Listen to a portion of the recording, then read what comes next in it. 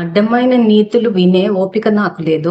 Shocking comments చేసిన Jabardasth anchor Rashmi. ప్రస్తుతం Jabardasth, Sridevi drama కంపెనీతో పాటు పలు టీవీ షోలతో బిజీగా ఉంటోంది యాంకర్ రష్మి. సినిమాల్లోనూ మెరుస్తోంది. ఇక సోషల్ మీడియాలోనూ ఫుల్ యాక్టివ్ గా ఉంటోంది. తన పర్సనల్ అండ్ ప్రొఫెషనల్ విషయాలను అందులో షేర్ చేసుకుంటుంది. అలాగే తన గ్లామరస్ ఫోటోలు, వీడియోలను ఫాలోవర్స్ తో పంచుకుంటుంది. అయితే ఉన్నట్టుండి రష్మి ఒక సంచలన నిర్ణయం తీసుకుంది. దీనికి సంబంధించి సోషల్ మీడియాలో ఒక పోస్ట్ పెట్టింది. దీనిని చూసిన నెటిజన్లు షాక్ అవుతున్నారు. ఆమెకి ఏమైందంటూ నెట్టింట ప్రశ్నల వర్షం కురిపిస్తున్నారు. ప్రస్తుతం నేను వ్యక్తిగతంగాను, వృత్తిపరంగాను కాస్త ఇబ్బందిలో ఉన్నాను. అలాగే సోషల్ మీడియాలో చెప్పే అడ్డమైన నీతులు వినే ఓపిక, తీరిక నాకు లేదు. అందుకే నెల రోజుల పాటు సోషల్ మీడియాకు దూరంగా ఉండాలని నిర్ణయించుకున్నాను. నేను మళ్ళీ బలంగా, ధైర్యంగా తిరిగి వస్తానని హామీ ఇస్తున్నాను. నేను ఇంకా చాలా నిరూపించుకోవాల్సి ఉంది. నా శక్తిని నేను పునరుద్ధరించుకోవాల్సిన అవసరం ఉంది. దానికి మీ డిజిటల్ ఎంకరేజ్మెంట్ అవసరం లేదు.